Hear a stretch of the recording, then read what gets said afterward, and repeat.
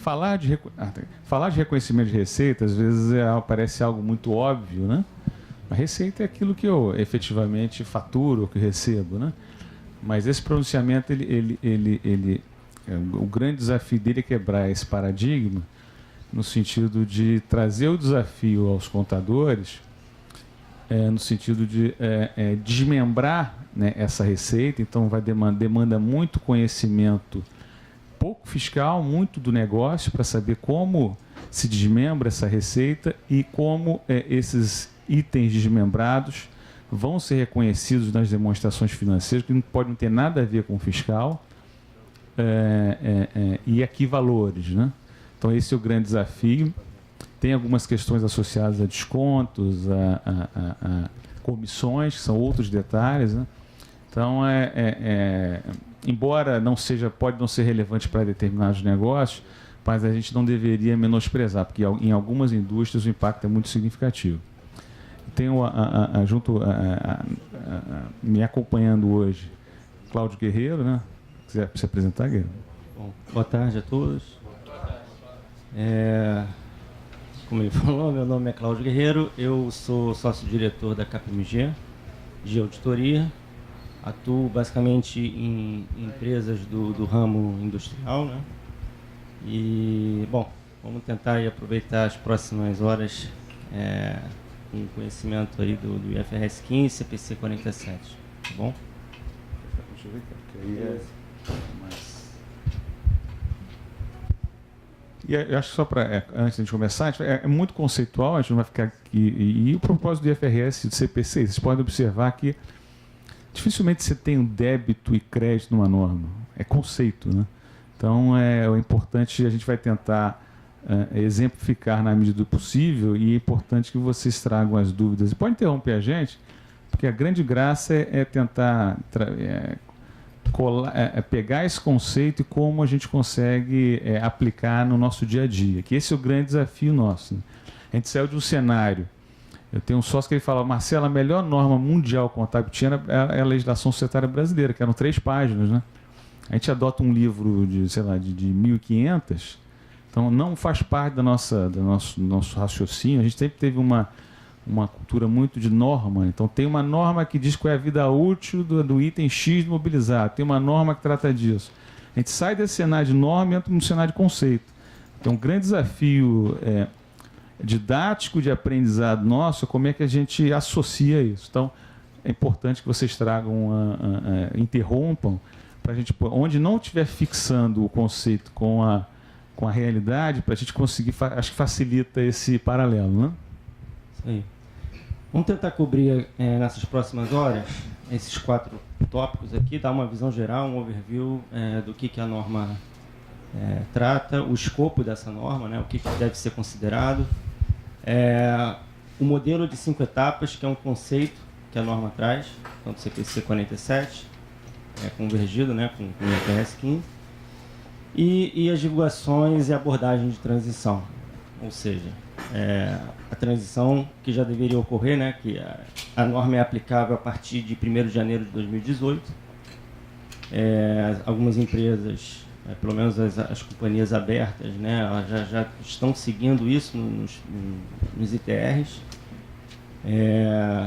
E em 2017 as empresas já tiveram que divulgar os impactos dessa norma, né? Bom, a norma ela foi emitida em 2014. O órgão que emite as normas internacionais de contabilidade é o IASB, né? E ao mesmo tempo, só é importante lembrar que o órgão norte-americano, que é o FASB, ele também emitiu uma norma similar. Não é o IFRS 15, é o ASC 606, mas essas normas elas se convergem, né? Então, acho que é a primeira vez, talvez, né, Marcelo, que tanto nos Estados Unidos quanto nas normas internacionais você tem uma convergência no tratamento contábil. Em 2016, 2017 ainda houve, você tem um período aí, né, que você tem de esclarecimentos sobre a norma, e a aplicabilidade, como eu falei, ela passa a ser passa a vigorar a partir de 1º de janeiro de 2018. A adoção antecipada, ela é permitida para fins de FRS, aquelas empresas que preparam suas demonstrações financeiras de acordo com o IFRS, porém, para fins de BR-GAAP, que são os CPCs, a adoção antecipada ela não é permitida. Tá? Mas, bom, pelo menos eu não vi nenhuma empresa adotando antecipadamente essa norma. Adoção antecipada é igual ponto facultativo, né? Nunca vi ninguém facultar antecipar. Exatamente. Nunca vi o cara, olha, ponto facultativo, mas eu vou facultar trabalhar no dia tal. Não acontece. Bom, e aí, como eu falei, as empresas que precisam preparar suas demonstrações financeiras já em 2018, principalmente os trimestrais, né, que são os ITRs, elas já precisam reconhecer os efeitos dessa norma. Bom, qual é a principal mudança, né? Antes do IFRS 15, nós tínhamos diversas normas que tratavam de aspectos isolados, né, do reconhecimento de receita. E a ideia foi justamente unir todas essas normas para você ter um conceito único aqui de reconhecimento de receita. Esse é um dos principais objetivos da norma, né, tentar, e aí sim, dar mais orientação na mensuração do preço que você está fazendo o reconhecimento da receita, maior orientação sobre a separação dos bens e serviços. Às vezes você tem um contrato onde você precisa entregar um produto, mas tem também um serviço atrelado. Então, como é que eu faço isso? Como é que eu divido? Será que eu deveria separar esses produtos, né, produto e serviço, ou não? Eu posso considerar isso tudo como se fosse um contrato só, como se fosse uma receita só. Então, a norma ela dá algumas orientações nesse sentido. Bom, e aí o escopo é esse, né? O que não entra no IFRS 15 seria os contratos de seguro, porque aí você tem uma norma específica para isso, né? Tem contrato de arrendamento também, que você vai ter o IFRS 16, né? Que está para ser a aplicabilidade dele já é agora em 2019, ainda não é aplicável para 2018. Alguns tipos de permutas não monetárias e direitos e obrigações contratuais, que aí, enfim, aí você tem algumas outros requerimentos das normas, mas não é tão abrangente assim.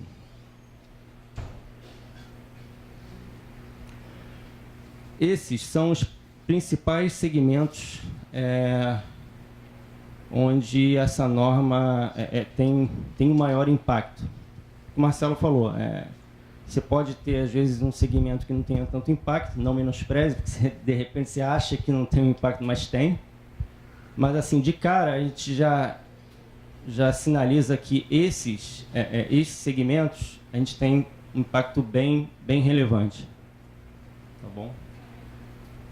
Telecomunicações, onde você tem ali diversos tipos de serviços, né?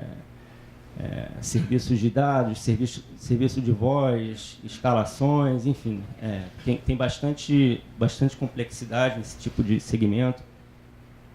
Setor imobiliário e construção civil, né, onde você tem um reconhecimento, tem até uma discussão rolando ainda nesse segmento, que é a questão do método de reconhecimento por fase de conclusão, né, o que a gente chama do famoso POC, né?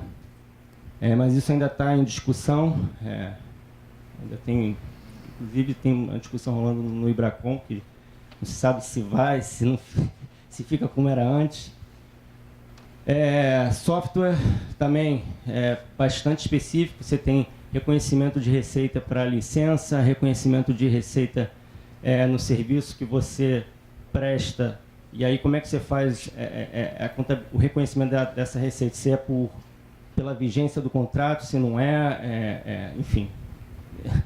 Eu não vou entrar em tantos detalhes, eu não sei em qual segmento vocês trabalham aqui, mas é só para dar um panorama geral aqui do que vocês podem ter o maior impacto. Tá?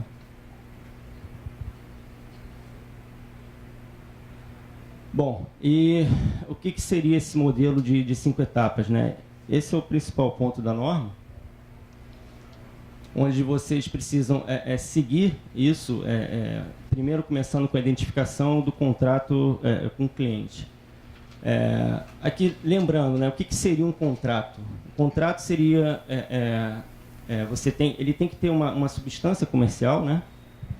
Muitas vezes você tem um contrato que, se você não tiver essa evidência de que tem um serviço sendo prestado, você não tem um contrato em vigor, né? Isso não muda também, tem que ser aprovado entre as partes. Isso não tem muita diferença para o que você já tinha antes. Os direitos aos bens e serviços e condições de pagamento podem ser identificados e o recebimento da contraprestação é provável. São conceitos que a norma só reforça, aqui você não tem muita novidade, tá? E aí sim você pode combinar os contratos, né? Lembrando que os contratos, se eles são iniciados no mesmo tempo ou próximo do mesmo tempo, com o mesmo cliente, você pode sim ter um único processo aí de reconhecimento de receita. Você pode ter contratos similares, né? E onde você não é requerido fazer essa separação, e aí sim reconhecer a receita de acordo com que é requerido, com o que está nesses contratos aí assinados entre as partes e tudo mais. Ok? A mensagem aqui é a seguinte, né? O fato de você ter, se você compra um RP, um sistema, né? E aí toda a fase negocial, precificação, ela é baseada num preço fechado. Então você vai negociar treinamento, você vai negociar a compra da licença, você vai negociar o hardware, o que você quiser. E aí fecha, né, na fase negocial toda, ela é numa base combinada, e por algum motivo, às vezes até em função de uma necessidade ou um planejamento fiscal, você recebe 2, 3 contratos. Então, o que a norma quer dizer aqui é o seguinte: o fato de você ter um contrato em separado não significa que você vai analisar o reconhecimento de receita de forma separada. Então, e da mesma forma, não sei se você vai falar mais à frente, você pode ter um contrato, seguramente vai falar, que você precisa desmembrar. Então, de novo, que é um princípio fundamental em todas as normas IFRS CPC, a essência prevalecendo sobre a forma, né? Então, às vezes, você compra equipamento, um serviço, o teu fornecedor te dá uma nota de serviço e uma nota de venda de equipamento que não guarda valor, porque o teu fornecedor tem algum planejamento fiscal por trás. Pode ser que, para ele, embora tenha esse planejamento, para fins de reconhecimento de receita, ele precise combinar, e aí tem algumas consequências. Então, a mensagem aqui, para trazer um pouco do nosso cenário, o fato de você desmembrar uma venda em vários contratos não significa, já que eu tenho 15 contratos, eu vou ter 15. Você pode ter 15 elementos ou um só. Então, uma perguntinha, por favor. Nesse caso, poderia ter um contrato só de longo prazo, não tivesse estabelecido no escopo, venda de produtos e serviços? Aqui é o contrário. Aqui é quando você tem mais de um e deveria combinar. E o que é mais normal é você ter um e ter que segmentar. Porque a tributação seria diferente, né? Tanto para serviço quanto para produto. Então, aqui aqui a gente precisa abstrair um pouco da parte fiscal. O objetivo não é como vai ser tratado fiscalmente, por isso que eu estou falando. Às vezes, uma necessidade fiscal, por exemplo, no Brasil você não pode circular uma mercadoria sem nota fiscal, né? O que não significa que aquela nota fiscal se enquadra para fins de reconhecimento de receita. Sim, mas o que eu coloco é o seguinte: posso ter um contrato onde esteja previsto tanto produto quanto serviço serão executados a longo prazo. Então eu vou ter que fragmentar o reconhecimento dessa Sim, que aí não é a combinação, é a segmentação, que é o inverso. Mas isso é o mais comum. Ó, vou usar o exemplo mais tangível que a gente tem aqui. Você vai escolhe Vivo, Claro, Nextel, o que você quiser. O cara vai lá na hora. Você tem aqui, vai te oferecer, qual é o iPhone mais novo? O X? O meu é mais antigo, qual é o mais novo? Não sei.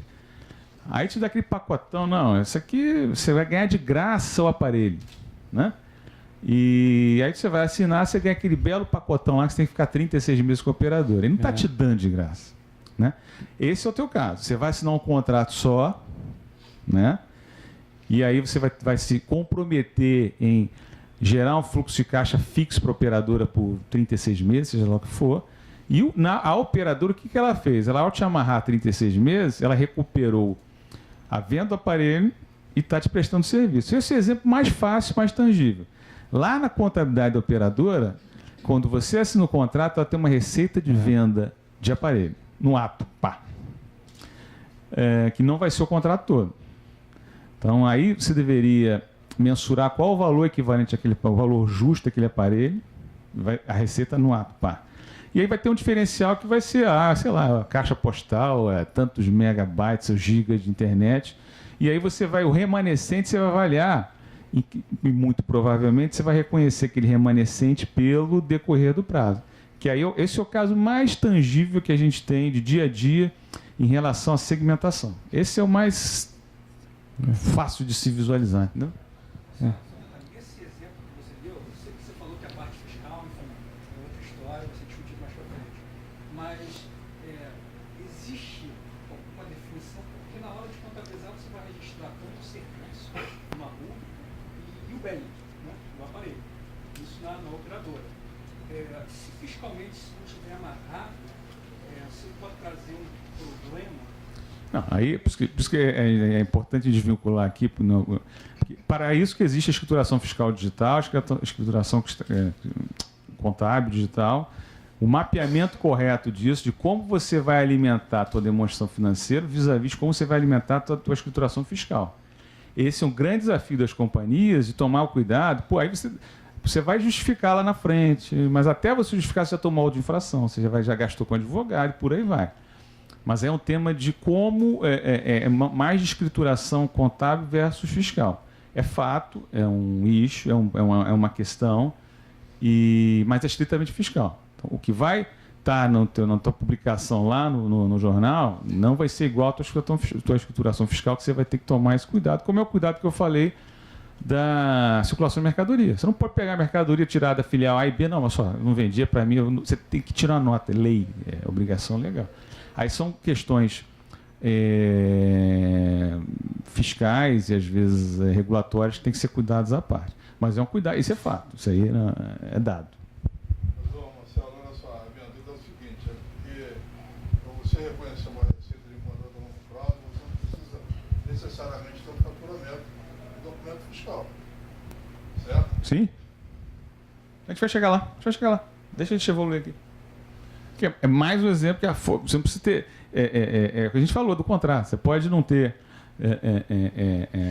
O fato de você ter a nota não te garante que tenha receita. Da mesma forma, o fato de você não ter uma nota não te garante que você não tenha uma receita a faturar, que é outra discussão aí. Mas vamos evoluindo. Vamos lá. A segunda etapa seria identificar as obrigações de desempenho. Um pouco. Mas o que seria a obrigação de desempenho, né? É a promessa que a gente tem de entregar, que a companhia tem de entregar um bem ou prestar um serviço, ou seja, é o produto, é o serviço que ela está prestando, né? E aí você precisa aqui verificar se esse bem ou esse serviço eles estão atendendo os dois critérios, né? Atendendo os dois critérios, você teria sim uma obrigação de desempenho distinta, ou seja, eu consigo, aquilo que eu falei, eu consigo separar aquele produto que está sendo vendido pela companhia do serviço que está atrelado a ele. Vou passar alguns exemplos aqui e a gente vai conseguir visualizar isso. Tá? A pergunta que eu faço é, se você consegue, eu tenho que fazer 2 contratos, eu posso estabelecer isso num contrato só? Não, olha só, você pode ter 2 contratos ou um contrato, mas como vai funcionar na contabilidade, você vai ter que segregar dependendo dos critérios que você tem que atingir aqui. Está muito mais na essência, né? Pode ter 16 contratos. A forma, se você vai fazer em 10 contratos, em 15, 20, a contabilização não deveria mudar. A essência da venda, eu te falei. Olha, eu quero fazer um contrato. A Vivo ela faz operador onde eu assino um contrato para caixa postal, um contrato para dado, um contrato para venda telefone, um contrato que mais tem? Siga-me, um contrato para alarme. Normalmente eles fazem um contrato que é um combo, né? Você pode, desencana da forma. Você pode ter. Sério, comigo eu não posso deixar de me preocupar com a parte fiscal, porque Mas aí a gente vai fugir do foco aqui. se eu tenho serviço, a prefeitura, o fiscal da prefeitura pode bater na minha porta e qualquer momento. Não, isso é fato. Mas aí, senão aí é o foco fiscal. É como aplica, como se aplica a regra contábil no fiscal. Mas isso é outra novela.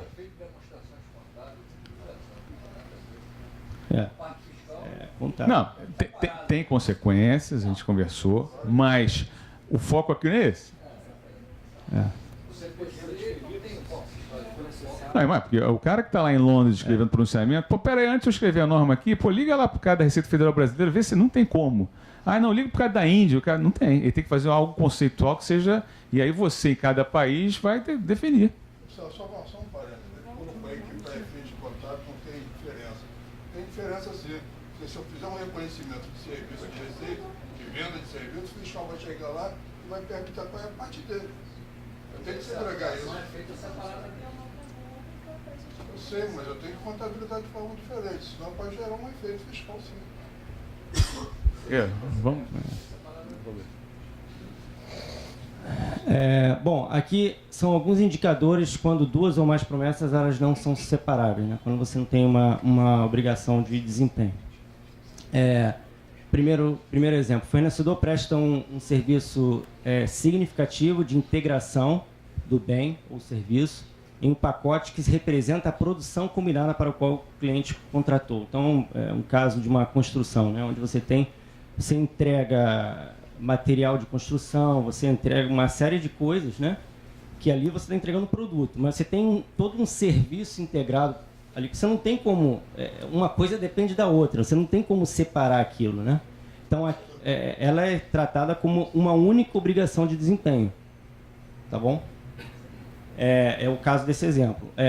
No segundo tópico aqui, o bem ou serviço significativamente modifica ou personaliza outro bem ou serviço prometido. Você tem que aqui entregar uma máquina customizada, onde o serviço que você tem para fazer a instalação daquela máquina, somente a companhia que está vendendo que consegue prestar aquele serviço. Então, é outro caso onde a gente tem uma única obrigação de desempenho, né? Oi? Como assim, Vitor? A questão é em que extensão, de novo, a discussão aqui é no sentido do que se desmembra ou se trata de forma integrada. Então, um outro exemplo aqui, desse segundo aqui que eu posso visualizar, Guerreiro, você vai na Mitsubishi. No caso do exemplo que ele falou, a empresa já pega e diz, nós vendemos e nós mesmos somos os únicos autorizados a instalar. É isso, não é isso? Sim, e aí é o seguinte, em que extensão isso modifica o bem? Deixa eu dar um exemplo aqui. Você vai na Mitsubishi, você tem um carro lá, sei lá, XLX, sei lá. E aí o cara te convence, você não quer blindar? Eu blindo para você. E esse serviço, ele modifica, bem, no Rio de Janeiro, seguramente modifica substancialmente o bem, né? Então, esse é um caso claro de que ele, vamos supor que, por algum motivo, e pode até ser o caso, a fatura do que você vai receber, o documento fiscal lá, vem tudo junto. Mas, por exemplo, a blindagem tem uma garantia distinta do motor. Então, aqui, em que extensão esse serviço adicional ele modifica ou não? E aí, de novo, o objetivo principal aqui é saber em que extensão precisa desagregar ou não. O fato de ser de modificar, você pode até desagregar e acabar tendo reconhecimento no mesmo time. Mas o exercício tem que se fazer, saber. Outra indústria que é fácil de ver isso. Você compra software é outra. O cara não vende para você, olha, um RP, né, um SAP da vida, um Oracle, cara, toma, né, você vai aqui no edifício central, você compra lá o Office, né? Tá, toma a caixinha, pá. Esse é fácil. Mas um sistema contábil, por exemplo, o cara vai te vender manutenção, ele vai te vender treinamento, ele vai te vender, sei lá, precisa fazer um upgrade de hardware. Então, exatamente. Então, aqui você tem que fazer... Esse é um exercício fácil, como o da telefonia, de que claramente, peraí, o cara ele pode até fazer um contrato só, mas tem vários elementos aí dentro. Então, o treinamento será que ele lá tem que reconhecer receita? Seguramente não, no ato. A venda do hardware, provavelmente sim. A manutenção tem que se avaliar. Então, é esse exercício que a gente tem que fazer em cada produto ou serviço que é disponibilizado, né?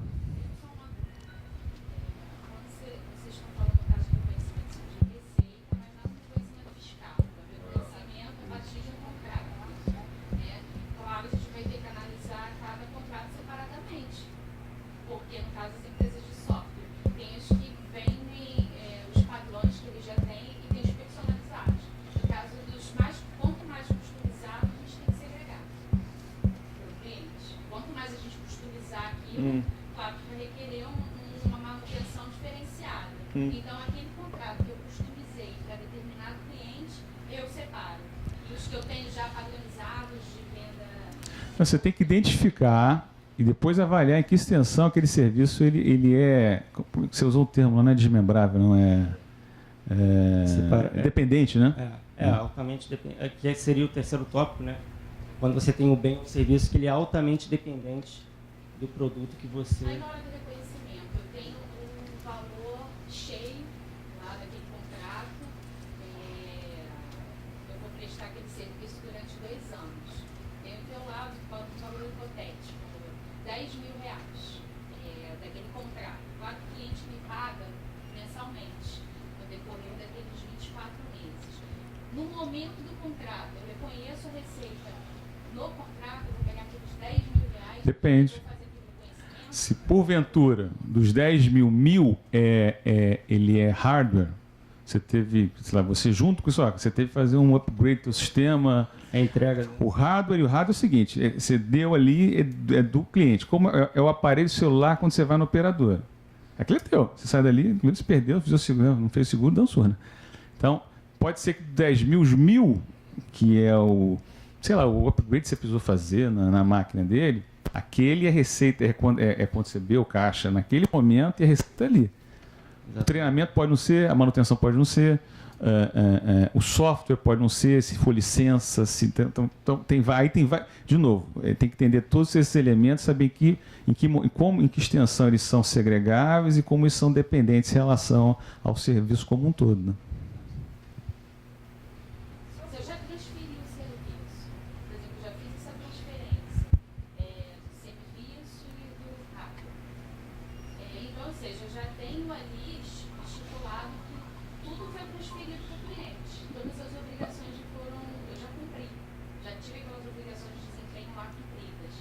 Mas no seu exemplo você falou em 2 anos, né?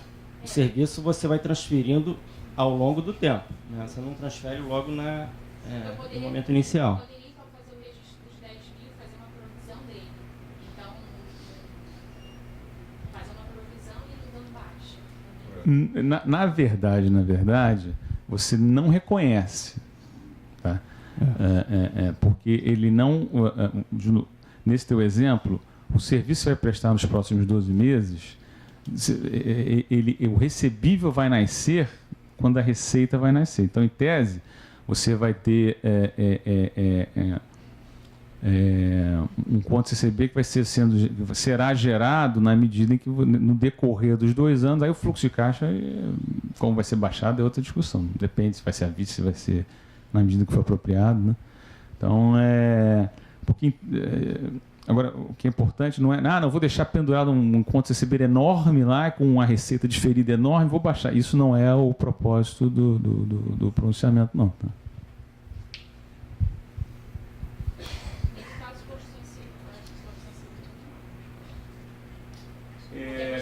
A gente vai falar de construção civil, tem alguma coisa pontual aqui? Porque esse é um capítulo à parte, vai ter não?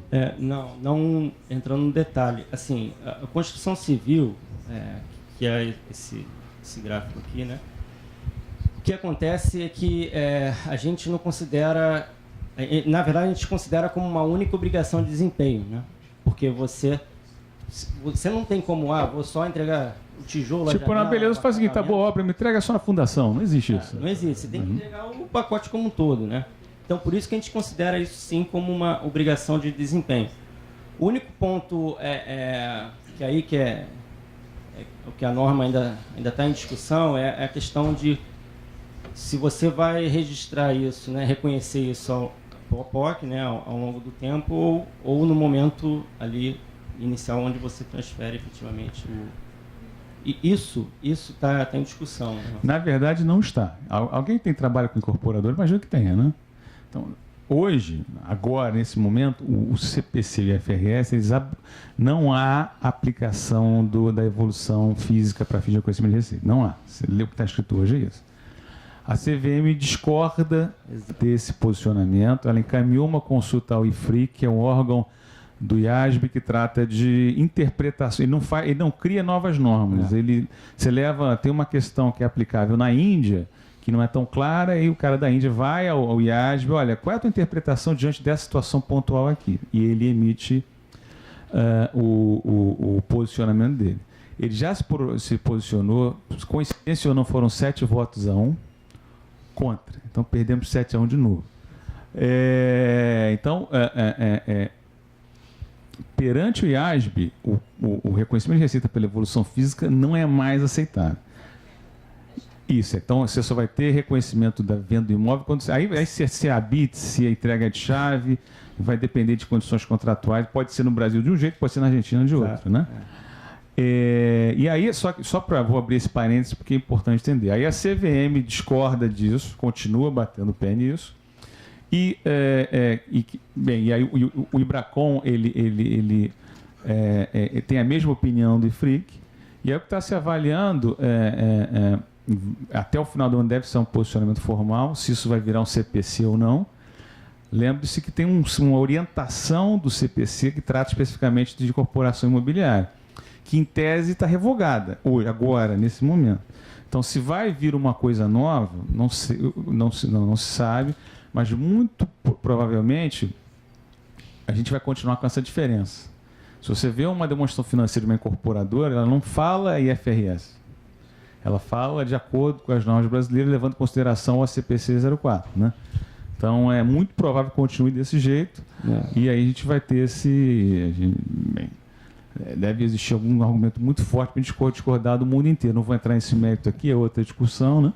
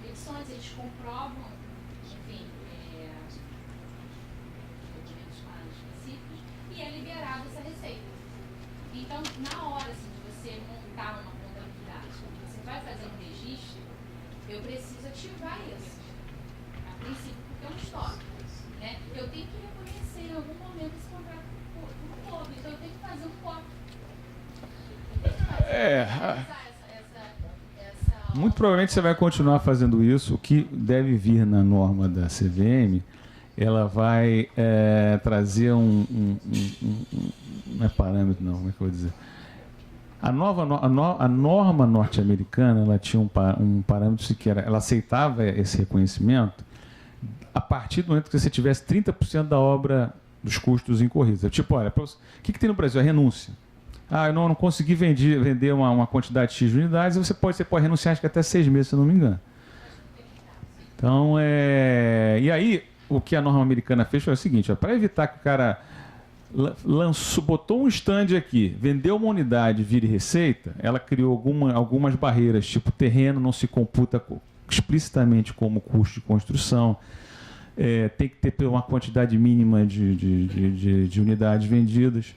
É muito provável que isso tenha. Então, vai resultar em você demorar um pouco a reconhecer o ganho, mas, sei lá, a partir de um determinado momento irá. Isso tudo estou falando é o que está sendo discutido. Sem perguntar, onde é que está escrito isso, Marcelo? Em nenhum lugar.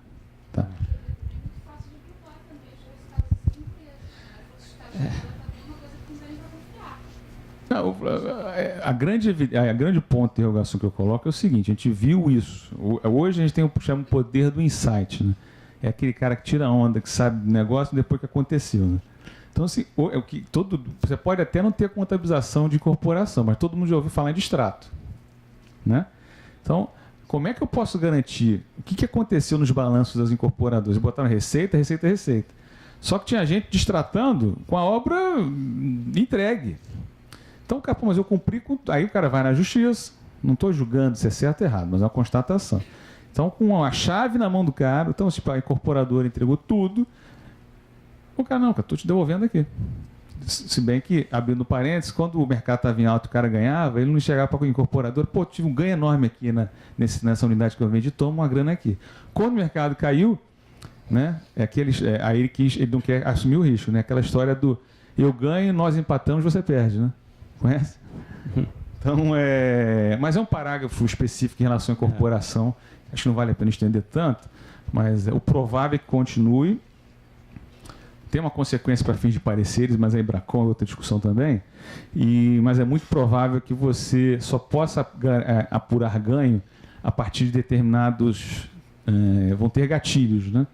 E aí isso não está escrito ainda, não sei se vai ser tempo, se vai ser custo, se vai ser alguma obrigação. Então, talvez o que se reconheceria no ato, você vai ter que esperar 2, 3 meses, 4, se não sei. Aí tem que ver o que vai ser definido, né? Mas hoje não existe. Se for pegar uma incorporadora e ela for para a Argentina, o IFRS dela não vai ter isso. Já tem data para essa decisão? Opa, tem, porque o ano vai acabar. As empresas vão ter que... Então, é o prazo bom, porque o prazo ele vem. Então, já deveria ter ido há muito tempo, tá? Mas... Não, vai ter que sair.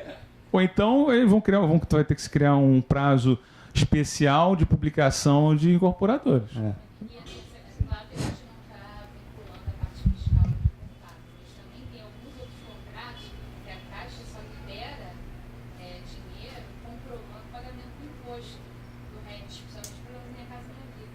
Se ele não comprovar que ele pagou, ou seja, em algum momento eu vou ter que reconhecer uma determinada receita, que a gente faz por foto, porque senão ele não recebe. Se ele não comprovar o pagamento daquele imposto. É um dos critérios que eles colocam para poder liberar o dinheiro. Discussão, É boa. Pode passar. Bom, aqui é um exemplo onde a gente tem uma obrigação de desempenho distinta. Por quê? Eu tenho a venda de uma máquina com um serviço de instalação padrão. Então, a pergunta que eu faço é a seguinte. A companhia vendeu aquela máquina. Uma outra empresa pode chegar e fazer um serviço de instalação? Se sim, então você tem que separar esse serviço e contabilizar da forma separada, né? Obrigação de desempenho separado. Tá? Aqui eu acho que fica bem claro quando você tem uma distinção aqui entre produto e serviço. Né? Ok? Se for a mesma empresa, não. Tem uma distinção dos empregos. Mesmo você conseguindo precificar isso aí, saber o custo do cara que vai lá, a instalação. A questão é muito mais até técnica, né? Se qualquer empresa pode chegar e fazer a instalação daquela máquina ou não, é algo muito específico e somente quem está vendendo aquele produto, aquela máquina, consegue fazer a instalação. Senão, enfim, você pode ter outros problemas. Você não consegue desmembrar, né? Porque eu tive um cliente que vendia software e realmente era possível a gente distinguir o custo, né, o preço de venda, quanto ele fazia a mão de obra dele no serviço. Não, mas equipamento e também tinha manutenção, tinha prestação de serviço também. Entendeu? Então era possível, a gente conseguia sim. Mas era dependente esse serviço da máquina, do produto que Não. estava? Não era Não, dependente. desculpa, era dependente, estava associado à máquina. Aham. Só eles É. prestavam esse serviço. Então, aí você tinha uma única obrigação de desempenho, né? Uma única. Isso. Mesmo segregando, mas era uma única. Sim, exato.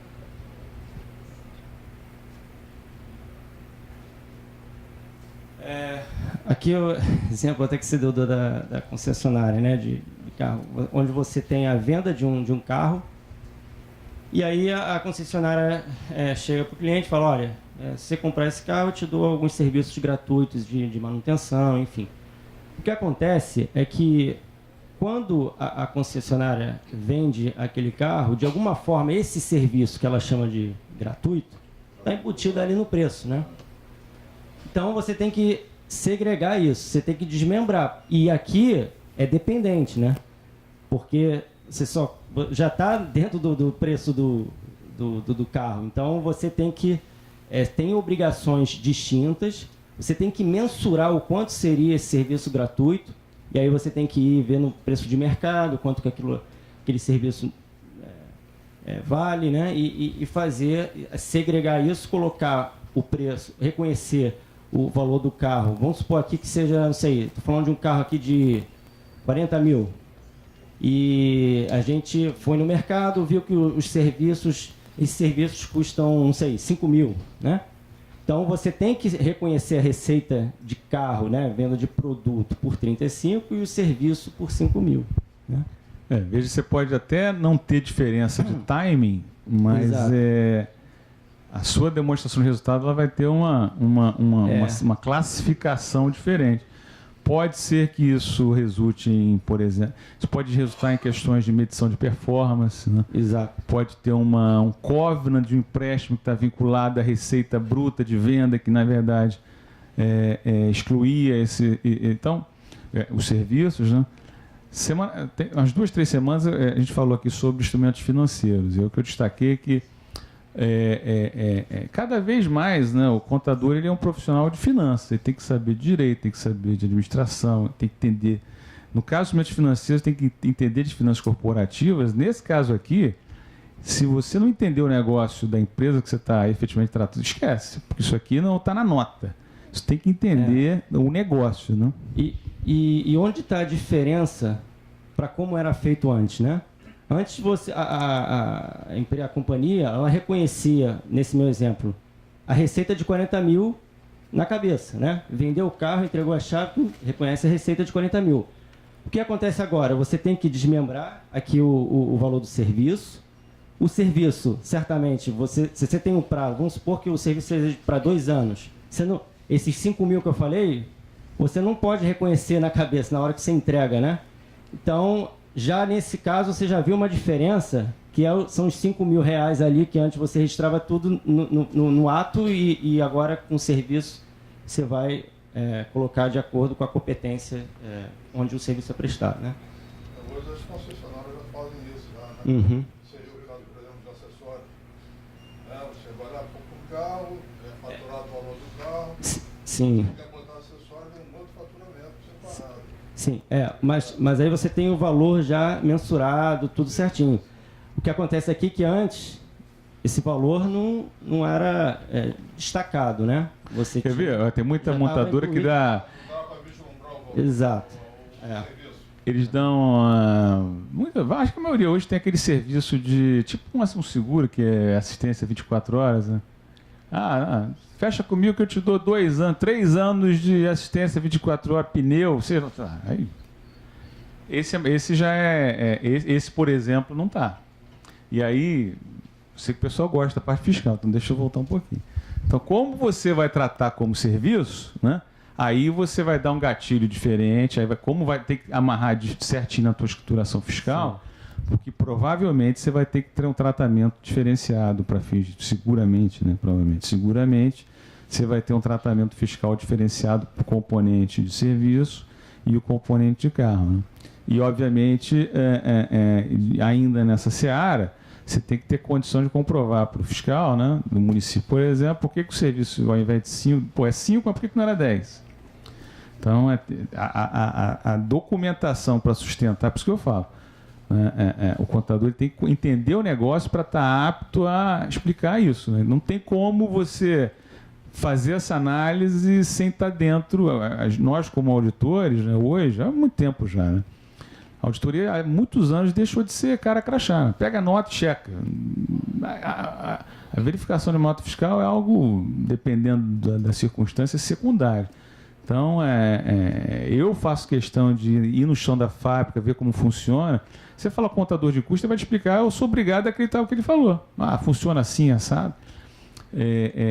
Vou dizer simples, já era uma questão de receita, mas uma vez eu fui numa empresa muito grande, uma multinacional, e eram 30 de dezembro, 31 de dezembro, fazendo inventário físico, e eu fiz a pergunta bem maliciosa para o operador do armazém: amigo, onde é que estão os bens que você faturou e não entregou ainda?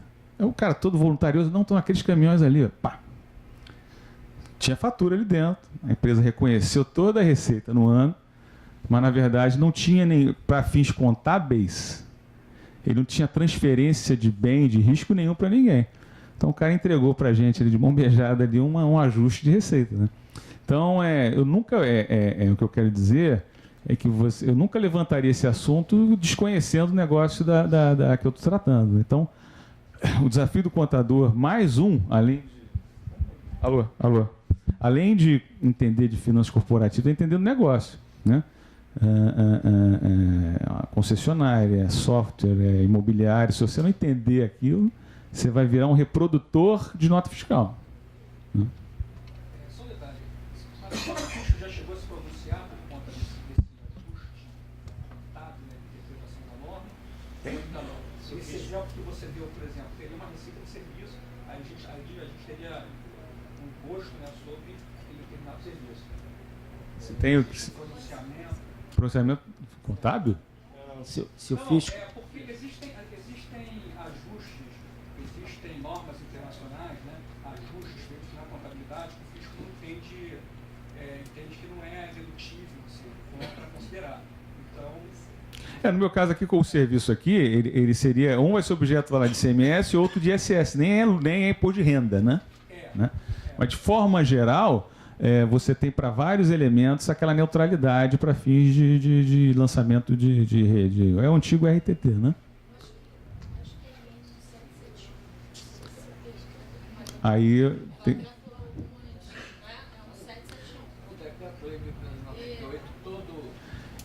A codificação, não me pergunte, que eu nunca sei, né? Mas existe um elenco de ajustes que você tem a neutralidade fiscal. Porque esse CPC ele é novo, né? Ele trouxe uma nova visão da segregação de Sim. Então, não sei se deveria ter um pronunciamento específico. A 12973, contrato do ISS, ela não está tratando, porque ela é de 2017, se eu não me engano.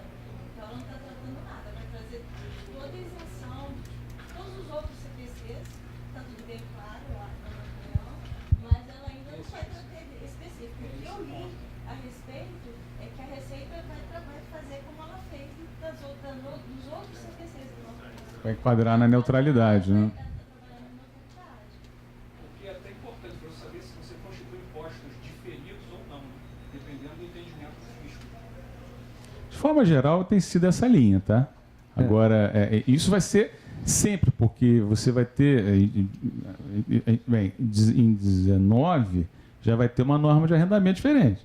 Então, o fisco vai ser meio sempre gato e rato, né? Vai correndo atrás das normas. Isso aí é uma realidade que a gente vai conviver para sempre. Sempre tiver algo novo, né? Mas o histórico tem sido de neutralidade. Tá? Imposto de renda. E esse aí outra discussão. Aí a gente cobra outro treinamento aí. Brincando. Mas porque aí o buraco é completamente mais embaixo. Aí não tem como prever. Ok. Bom, e a próxima etapa, que seria a determinação do preço, né, da transação. Aqui eu focaria basicamente aqui no valor da contraprestação variável e o componente de financiamento significativo. O que seria isso, né? Contraprestação variável, a gente precisa identificar no contrato se existe algum bônus de desempenho, algum desconto, algum crédito incentivo, porque isso também precisa ser mensurado e dependendo de como a empresa ela conceder esse tipo de benefício, você também tem que desmembrar e proporcionalizar, que eu vou mostrar um exemplo, esse desconto, eventual desconto, a alocação desses valores pelo valor do serviço ou do produto vendido. Tá bom? E componente de financiamento significativo. Aqui a gente tem, por exemplo, os contratos para construir um equipamento, né, onde você tem uma data de entrega de 2 anos a partir da assinatura do contrato. Você vai ficar lá construindo aquele equipamento. É muito até parecido com a atividade que a gente estava falando aqui, né? Mas você tem um timing aqui para isso acontecer. Você tem embutido aqui um componente de financiamento, né? Porque você vende na data da entrega, quando você assina o contrato, você tem lá um preço que você definiu, do preço da transação, só que você vai receber lá na frente, o dinheiro, você tem valor no tempo, né? Então, você tem um componente aqui embutido nesse tipo de contrato. Tá? Dinheiro, né? Isso. Você está falando do contrato de longo prazo. Exato. Obviamente, eu não vou receber aquele valor que foi estipulado no final de 2 anos. Eu vou receber no decurso desses 2 anos. Consequentemente, meus custos também, meus insumos vão correr proporcionalmente. Uhum. Eu entendo que aí, o Marcelo falou que reconhecimento por evento está descartado. Essa possibilidade está descartada, vai ser descartada, né? Reconhecimento por evento. POC. Por evento físico. Realização física. Não está definido. Ainda não, a tendência é essa. Para a indústria imobiliária, o que acontece? De novo, vamos voltar aqui. No Brasil, você tem aquela figura da promessa de compra e venda de imóvel, né, para a escritura definitiva. Que momento aquilo de fato estou falando só de incorporação, venda de imóvel, compra e venda.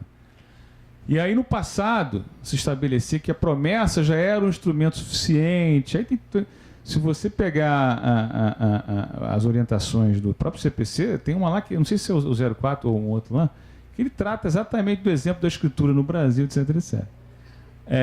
Depois, o que a gente viu? Que o Brasil é o seguinte, né? Tem lei que não pega, né?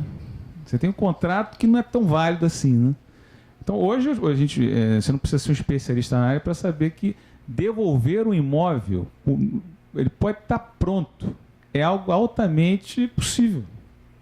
Então, a construtora cumpriu com todas as obrigações dela. E mesmo assim a receita não era dela, porque ela chegou, desculpa, o preço do imóvel caiu muito aqui, eu sou investidor, eu comprei para revender, eu paguei 100, vou te devolver isso aqui, né? Vou te pedir um dinheiro de volta. Né? Então, aí o que é um princípio básico que sempre existiu no reconhecimento de receita, é provável se já recebeu ou não. Então, o entendimento anos atrás, não. Quando o cara assina a promessa ali, só se acontecer um evento extremo que eu vou devolver o imóvel, ele devolve o imóvel, eu devolvo a grana. Com o decorrer do tempo, a gente viu que não é isso. Né? Então, e os distratos estão aí, é um assunto para lá de recorrente.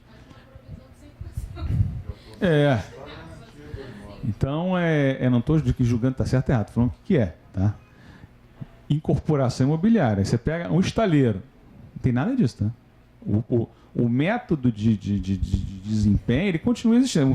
Para você fazer um navio, demora 2, 3 anos. Aqui no Brasil, você pega uma aeronave, né? Demora um tempo grande. Isso não é que o reconhecimento da receita pelo método de evolução física acabou. Na indústria imobiliária, que dada a não garantia de que de fato a venda é certa, em função da... Vai lá, não sou advogado, mas a insegurança jurídica que uma promessa de fato traz, no sentido de que, mesmo com o construtor cumprindo com todas as obrigações, ele recebe o imóvel de volta, aquele pré-requisito de quando ela é provável só acontece quando o cara assina a escritura. Então é importante diferenciar isso. Tá? Algumas indústrias, o POC vai acontecer. A Petrobras vai encomendar um navio para transportar petróleo, vai demorar 3 anos para ser construído, vai continuar acontecendo aquilo. A gente está citando aí. Trabalhar com prejuízo durante muito tempo. Eles quem? As empresas.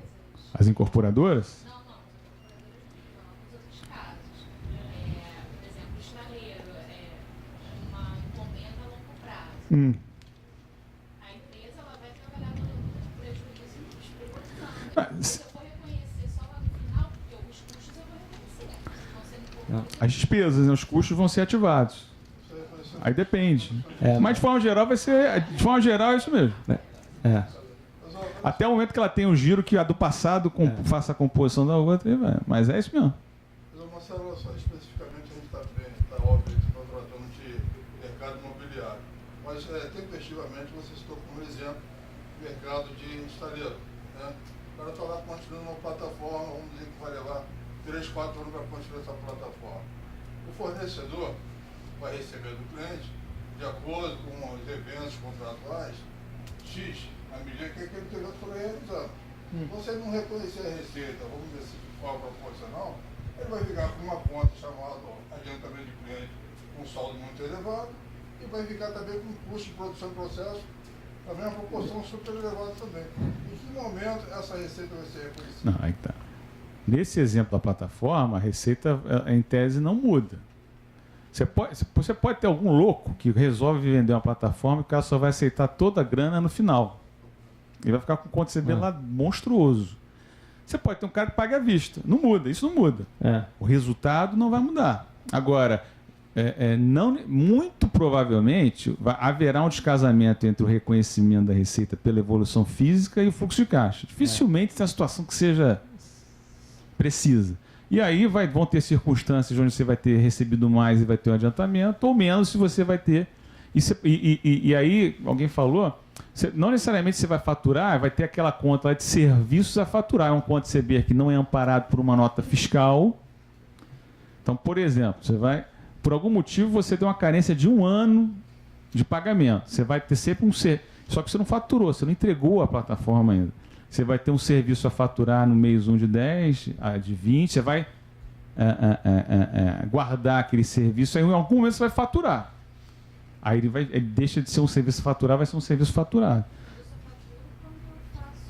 Eu só faturo quando a obrigação de desempenho cumprir. Não, é que eu estou falando, você pode ficar 2 anos sem uma fatura emitida, mas tendo o conta CB registrado e a receita equivalente. Então, nesse caso, o avanço físico continuaria. Sim. No estaleiro, sim. Esse exemplo que ele falou é específico da indústria imobiliária. E no estaleiro, até bem, não sou tão expert nessa área, mas você não tem essa figura. A figura da desistência ele é muito mais. Até pelo vulto do investimento, é muito mais firme do que na indústria imobiliária. É questão contratual legal, que aí é outra discussão. Garantias dadas, outra discussão. A possibilidade de distrato também é remota, né?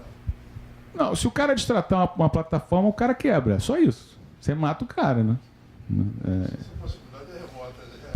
Embora a gente tem um caso, né, da Sete Brasil, que aconteceu. Não estou julgando a A nem B, mas o cara tinha 7 produtos. Não recebeu os 7. Cada investimento daquele de 2, 3 bi, não tem caixa que segure aquilo. Né? Aquele exemplo da venda a prazo lá, você vai falar mais à frente ou aqui? Não, Tipo, compra online que tem desconto. Não? Não, era aqui mesmo. Aqui é outro exemplo. Ó. Esse é claro, não vou vender o peixe a ninguém não, porque deixa eu tomar cuidado com os exemplos aqui. Mas em vários casos você vai entrar na...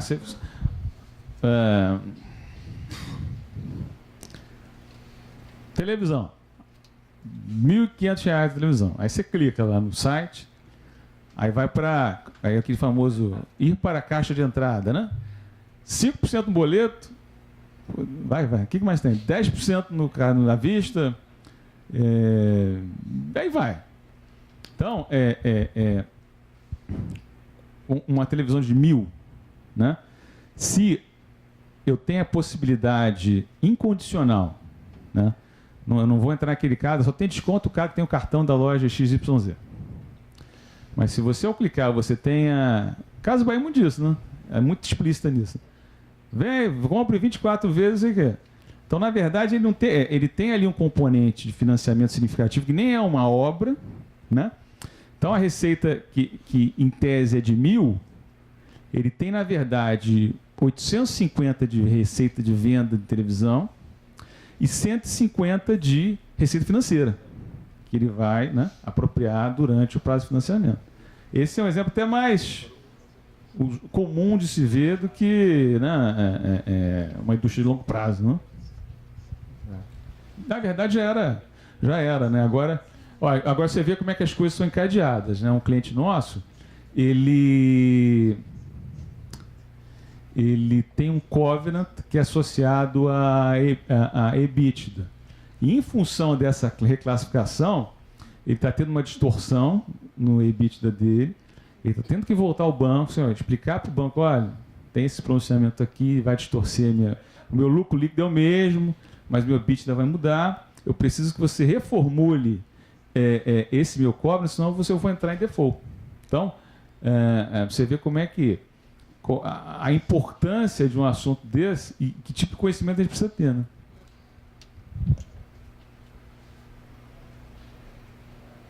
Outra coisa importante. Como isso aqui mexe com timing de reconhecimento, aqui tem uma questão que não é tão importante quanto, você pode ter... às vezes o resultado projetado de uma operação no decorrer do tempo é o mesmo, mas a geração de lucro é distinta. Isso impacta em projeções de distribuição de dividendos, por exemplo. Né? Então, pouca gente, às vezes tem essa preocupação fiscal, mas tem uma questão que é super importante para o acionista, que, olha, cara, atenção aqui, que você esperava receber o dividendo tanto nesse ano, na verdade, o lucro para pagar esse dividendo, ele não vai acontecer agora, mas talvez mais à frente. Então, para a gente ver como é que... eu acho que, na verdade, em algum momento vai ter um profissional de finanças, né? Porque não dá para o cara ser um administrador e não pode não conhecer isso. Nem um economista. O contador não tem como não conhecer o negócio, não conhecer de finanças. Né? E, às vezes, a indústria imobiliária, questões legais. Né? Então, cada vez mais a gente é um profissional de finanças. E não dá para... isso aqui é o contador vai ver. Não existe isso. Né? Então, tem vários... Tudo que a gente está falando aqui tem vários... obviamente que vai ter uma importância distinta de empresa por empresa, negócio por negócio. Mas tem desencadeamentos, vários efeitos encadeados. Né? Bom, aqui a gente trouxe um exemplo, aí já seria na indústria de telecom, né? Que é estimando como é que eu faria para alocar o preço dessa transação. Então, vamos aqui nesse exemplo. A companhia, a operadora, né, ela vende um pacote onde ela te entrega um celular, ela vende o celular, e se você fizer esse pacote aí de 2 anos, e aí inclui também plano de dados, você vai pagar um valor de R$650. Né? A gente sabe que se você for a mesma companhia vendendo aquele mesmo celular de forma separada, né? Só quero vender o aparelho. Esse aparelho, nesse exemplo, custaria... Onde está aqui? 650... 350, exato. Bom, 350. E a gente sabe que aquele plano de 12 meses, ele vale 360, né? Bom, 350 mais 360 não vai dar os 650 que é, né? Que é o valor do plano que a companhia tá colocando para o cliente ficar 2 anos e ter esse pacote. Então, como é que a gente faz nesses casos? Né? A gente tem que proporcionalizar quanto o valor do aparelho representa dentro se eu estivesse cobrando ele separadamente, né? Então, 13,50 dividido por 770.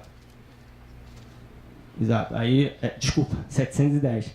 Isso daria 320, que seria o valor que eu alocaria na receita para a venda de celular, e o mesmo eu faço para o plano de dados, né? Ou seja, se ele me vale por um ano R$360, quanto que isso representa dentro do todo, de 710, 330. Então, qual a conclusão que a gente chega aqui? No reconhecimento da receita desse produto, desse pacote, né, de produto e serviço, eu registro R$320 para o aparelho, que é o produto vendido, e R$330 para o serviço prestado, né? E de novo tem implicações, aí você vai direcionar, como a contabilidade vai estar amarrada, né? Você vai ter a tributação de um serviço com características XYZ e de uma venda de produto com características ABCD. Né? Aquela questão das bonificações, você vai abordar mais à frente? Mas até passamos, né? Depois, vamos voltar lá, que é legal falar. Depois que terminar, é no incentivo, né? Aqui, né? Terminou aquele slide lá? Volta lá, só para a gente ver se fala uma coisa. Tá. E voltando ao início da apresentação, obviamente que dificilmente você vai assinar um contrato de dados, um de ligação e um de texto, né? Mas se porventura, fizer analogia com outro negócio, nesse mesmo exemplo aqui, e você tiver 3 contratos, você vai tratar os 3 contratos como se fosse um só, você combina. Da mesma forma que, nesse caso aqui, você pode ter um contrato englobando tudo e você segrega. A forma, o importante é entender o que é operação. A forma ela é secundária, na verdade ela não se leva em consideração. Então é importante o conceito de agregação e desagregação. O que a gente está falando aqui, basicamente, é que se o cliente ele compra esse aparelho e esse serviço de forma separada, ele pagaria os 710 e esse desconto de 60, né, que a companhia está concedendo, é o desconto de 60 que deveria ser proporcionalizado entre aparelho e serviço. Tá? Ok? Isso vendo o conceito parece simples, mas numa companhia de telecom, você imagina a quantidade de contratos que você tem, né? E controles, né? E controles para isso. Isso impacta muito, até nos sistemas, enfim, controles, sistemas, uma série de coisas que você tem que ter para poder atender esse requerimento da norma, né? Ele me permite falar de uma forma geral. Então, para esse CPC, ele me permite, então, fazer, de repente, um lançamento lá no resultado de uma receita tributável, uma receita. Sim, aí você vai ter que, de novo, né, amarrar isso muito bem à tua estruturação fiscal para pescar essas... Tipo, o serviço a faturar que eu falei, ele pode, na tua fiscal, ele vai ter que ter vai ter que estar apto para você usufruir da neutralidade, né, fiscal. Então, aqui o grande desafio, ele não é o contábil, é como se amarra isso com a estruturação fiscal, né? E isso é muito, agora, voltando a esse tema, tem dado um trabalho danado exatamente fazer essa amarração, né? Porque, de novo, se isso não é feito de forma adequada, você vai ter um problema fiscal, vai ter um alto, vai gastar com o advogado. É o plano diferencial lá da receita ter algo que me permita fazer esse serviço. Sim. E aí tem endereçamentos específicos para se tratar, né? Mas o grande desafio é fazer essa amarração de forma precisa para evitar problema lá na frente. E aí vai entrar em tomada de crédito também para quem compra, e toda aquela amarração. A volta eu queria tratar eu esqueci de falar, acho que é muito... Varejo, e eu diria supermercado, varejo de forma geral, farmácia, tem um elemento muito comum que são as vendas incentivadas, né? Então,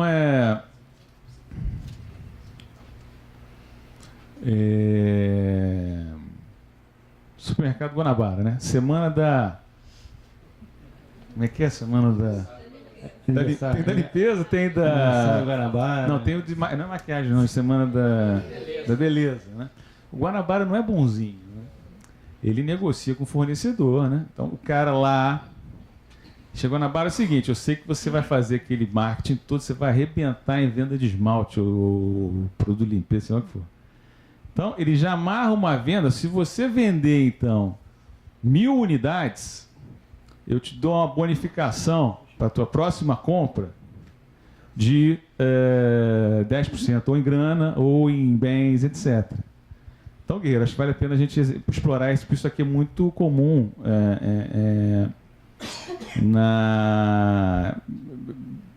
de novo, comércio de forma geral tem muito disso. Então, qual é a venda, a receita nesse caso aqui? Vamos pegar lá, a L'Oréal deu um desconto fez uma venda de R$1 milhão, só que embutiu já um incentivo de, olha, se você conseguir, né, cumprir com a meta de vender tantas unidades, você vai ter uma bonificação em novas compras de 10% desse valor. A fatura do bem foi de R$1 milhão. Qual é a receita que tem que entrar na contabilidade, né? Mensurar e alocar isso, Né? do que seria esperado. Então, a obrigação de desempenho nesse momento acontece nesse momento da negociação. Em tese, Depende se eu conseguir atingir aquela quantidade de vendas. você deveria levar em consideração a probabilidade, que é muito comum no comércio, olhando o lado, as órgãos tem outra consequência. Tem muita, independentemente dessas promoções, você tem incentivos dos fornecedores, no sentido de você cumprir com metas. Esquece um pouco da semana da carne, semana do Guanabara, mas já vi muito isso na indústria em farmácia. Então, se você vende tantas unidades, você tem um contrato, olha só, preço é 10 por caixa, seja lá o que for. Se você vender no mês 1.000 unidades, você tem um desconto. Então, qual é o timing de reconhecimento lá na farmácia? Aí no dia 17 do mês, o cara alcançou o objetivo dele e vendeu 1.000 caixas. Quando é que essa receita deveria estar lá na contabilidade da farmácia? Ele tem um contrato que diz, no dia 17, em tese, no dia 17, a farmácia deveria contabilizar um conto CCB referente a esse incentivo que ele teve, né? Eu diria que em vários casos no mercado, isso é feito por caixa. Tá? Então, só para dar um exemplo aqui das duas pontas, do fornecedor, no ganho, a mensuração que ele tem que fazer e a mensuração que o próprio cliente desse fornecedor deveria fazer. É muito comum em comércio ter esse tipo de incentivo. No registro da receita, então, Em quem? Aí tem que perguntar de quem? da receita da verba que eu estou recebendo, do incentivo. Tá. Tá? Eu sou o cliente, né? Vou receber esse incentivo, uma verba de divulgação, por exemplo.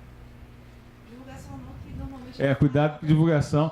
Tem muito, você entra naquela farmácia, tem aquele stand, tem muito isso em cosméticos, né? Aquele stand lindo, aquelas marcas carérrimas, né? Aquilo ali não é... ele ganha, tem grana também. Então tem que ver caso a caso. Esse caso que você deu, que é um exemplo, porque normalmente isso, às vezes, se desconta no pagamento da fatura. E aí vai pro caixa. Tem que ver qual é a condição contratual, né? Se a condição contratual é vinculada ao pagamento, mesmo sendo vinculado, e se for provável que você vai cumprir com aqueles requerimentos, você já deveria já estaria em tese apto a reconhecer aquele recebível já naquele momento. Um ativo, né? Os nossos clientes vão ter que contar todas as histórias de todos os clientes pra gente. Mas é o que eu estou te falando. Entender o negócio. Isso aí no comércio é muito comum.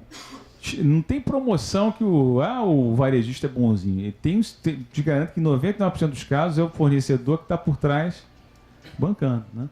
Então, até vou fazer um caso interessante aqui.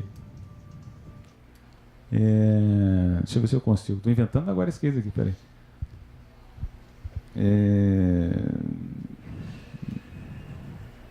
Deixa eu ver se eu vou falar besteira. Não.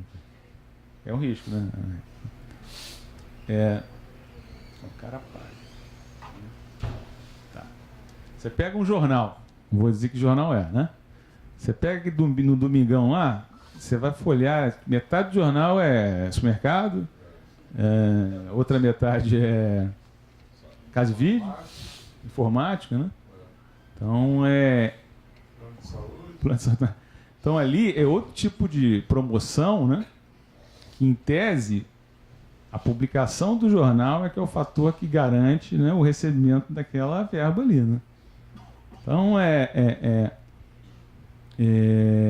isso se não tiver a permuta. Pra você ver como é que o negócio. O mundo ficou complicado, gente. Você tem que avaliar se ainda tem a permuta de produtos. Né? Então, mas só para voltando aqui, isso a gente vive diariamente. Né?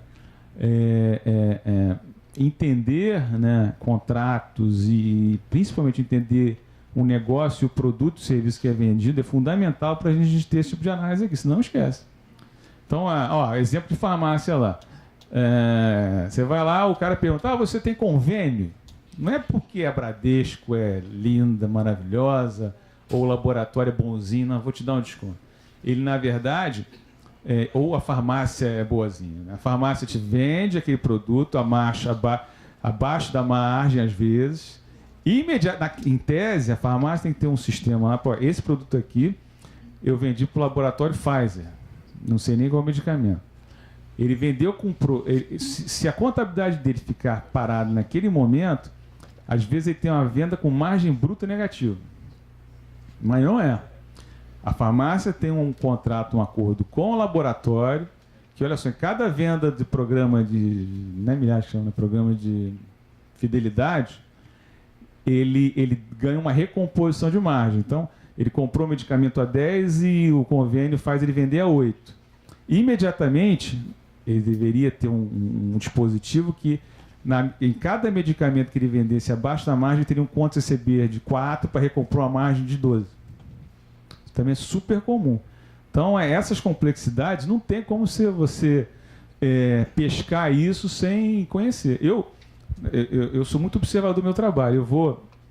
Eu tenho uma rede de farmácia que é minha cliente.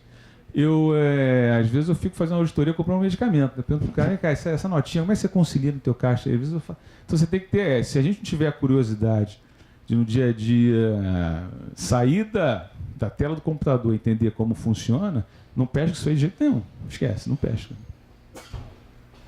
Okay. E se por um lado a gente diz que você tem que registrar esse ativo, né, essa verba, por outro lado, quando registrar, você tem que estar muito bem embasado, né, com todo o suporte necessário para poder comprovar, porque é de fato uma rubrica, uma conta muito suscetível a fraude, né, desvio. Então. Bom, e aí a última etapa, essa etapa que seria o reconhecimento da receita, esses conceitos, eu entendo que eles não mudam muito, né, do que nós já tínhamos. Então, para você reconhecer uma receita, você tem que ter o aceite do ativo, você tem que ter a transferência de riscos, né, e benefícios, a posse física para outra parte. Então, nessa etapa especificamente... Vou fazer um ponto que também é bastante tangível para a gente aqui. Vendas consignadas, né?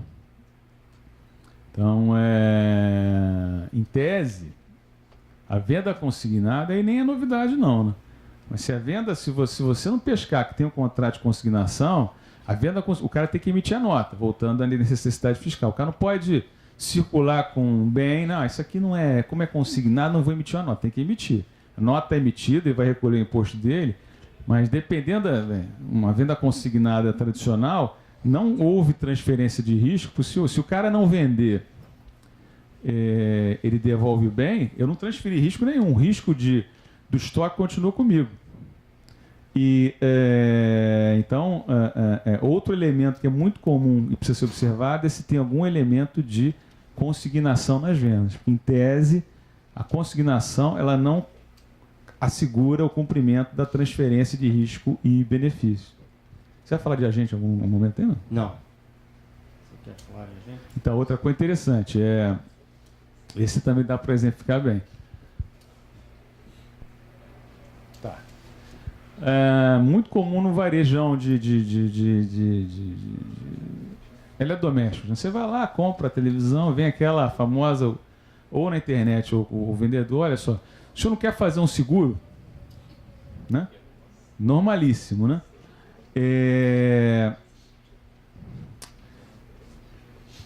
O vendedor, de forma geral, ele está vendendo um seguro de um terceiro, né? Então, a receita, ele é um agente que se chama, né? Ele vai ter a demonstração financeira dele não deveria aparecer o valor integral do seguro, porque ele vai seguramente repassar, ele cobrou 10 para você, 9 da receita ele vai repassar para a seguradora, e a comissão dele, entre aspas, é de 1. Então, na demonstração, não estou falando aqui de balancete, a demonstração financeira que o cara vai publicar, ele deveria mostrar uma receita de 1. Então, como é que isso impacta o negócio? Então, tem muito negócio que é comercializado, de alguma forma mensurado, via múltiplo de receita. Isso mata... Você tem que redefinir múltiplos, porque se você atua como um agente, na verdade, o risco do seguro não é das lojas americanas, ou da FENAC, ou do Fast Shop, nada disso. O cara está ali, se você não comprou para ele... Aliás, é um negociaço para ele, porque ele não tem custo nenhum. Ele é uma comissão pura. Então, é muito comum hoje também... Você já ouviu falar no conceito de marketplace? Né? Então, você vai lá, os grandes varejistas que têm vendas online, às vezes você vê a reclamação, pô, comprei um negócio, a venda demorou 40 dias. Demorou 40 dias para o cara te vender um negócio que ele sequer tinha estoque. O cara, um fornecedor lá de banheira, lá do Rio Grande do Sul, botou o anúncio lá, você acha que está comprando aquele varejista, se você olhar o desenho, você está comprando outro cara. Esse cara vai ter uma comissão. Ele não vai ter a receita do produto. Ele vai ter lá um valorzinho que é o netzinho. Pode até... como isso vai estar escriturado é outra discussão, mas ele não pode mostrar aquela receita cheia. Ele é um agente. Ele está agindo... Ele está simplesmente revendendo uma mercadoria de terceiro. Esse cara não tem risco de estoque. Então, a gente também é uma questão muito... Hoje em dia, com venda eletrônica, isso é um componente bem presente aí nos negócios, né? Tem outros exemplos de agente, o que mais tem? Esse é um dos mais claros, né? Onde a empresa ela cobra uma taxa e registra só essa taxa como receita. Deixa eu pensar outro. Normalmente, o que eu conheço mais é de marketing, venda online. Outro exemplo interessante, ainda parecido com a gente, mas uma corretora imobiliária indo para o distrato, né? Que tem esse elemento também, né? O corretor foi lá e vendeu o imóvel. Meses depois o cara distratou. Eu nunca vivenciei uma situação onde o corretor teve que devolver a comissão. Por quê? Mas o imóvel voltou, mas o serviço que o corretor prestou de vender foi feito. Então, a receita do corretor, da corretora, ela é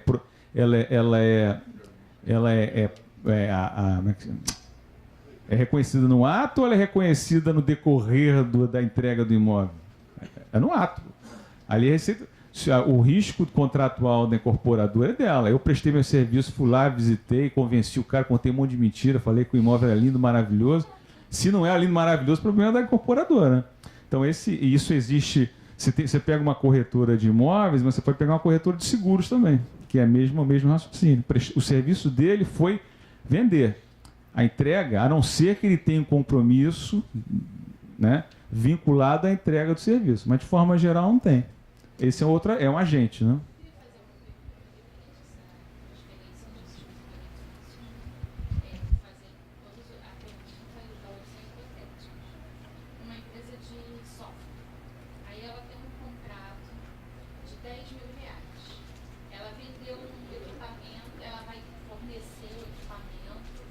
R$8.000, R$1.000 é o software e R$1.000 de serviços.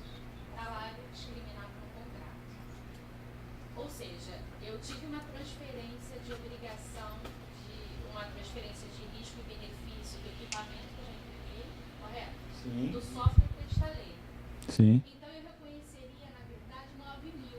E R$ 1.000 dos serviços eu não reconheceria, eu ia reconhecer ao longo do tempo. Sim. Né? Isso independente do serviço ser faturado. Porque vamos supor que esse contrato esteja negociado a parcela de 10 vezes.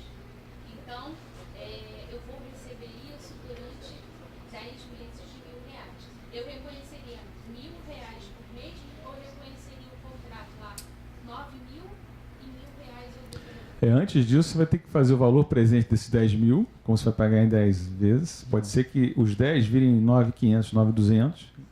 Aí você vai reconhecer, acho que foi 8 mil da venda do equipamento. Aí vão sobrar 1.200, né? Que aí você vai... vamos supor que seja um serviço que você preste no decorrer do contrato, você vai apropriar ele no decorrer do contrato. Fugiu o negócio aqui. E aí vai ter uma diferença que é a receita financeira, que é os juros que você, em tese, embutiu em 12, 10, 24 vezes, sei lá, quantas vezes você... No momento do reconhecimento, na verdade, a transferência do risco e benefício seria só o software que eu instalei. Isso, exato. Mas aí eu não precisaria também desmembrar esse contrato. Desmembrar em que Eu aspecto? iria tratar como um contrato só, né? Na contabilidade você está desmembrando aí o elemento de serviço, né? Ah, tá, O software e o hardware você poderia... não precisaria desagregar. O serviço está desagregado. É parecido com o do telefone ali, né? Sim, sim. Mas aí, no caso do serviço, ela teria uma receita diferida? Bem, no caso dela, como ela vai pagar prazo, aí depende de como vai estar o descasamento do prazo com a competência, né? Pode ser, o cara pagou à vista, vai ter uma antecipação do cliente. Se o cara só paga, se paga mês a mês, pode acontecer até um casamento. Aí é fluxo de caixa por competência. Você tem que separar o que é faturamento do que é reconhecimento de receita, né? Uma coisa é caixa, você não faz o reconhecimento da receita por caixa, né? Você tem que fazer por competência. Então, tem que ter bem esse conceito definido, né? Outro exemplo interessante. Venda online, em tese, a transferência de risco e benefício, não sei se todo mundo sabe, mas você tem, por lei, você tem 7 dias. Pode ser o produto que você comprou, exatamente, mas você pode devolver. Em tese, a receita de uma venda online, isso aqui só acontece 7 dias após a venda. Na verdade, é fazer entrega. Desculpa, após a entrega. Exatamente. Isso aí. Eu não vou dizer que na tese não, porque as empresas que têm isso, um elemento muito grande, fazem isso de fato.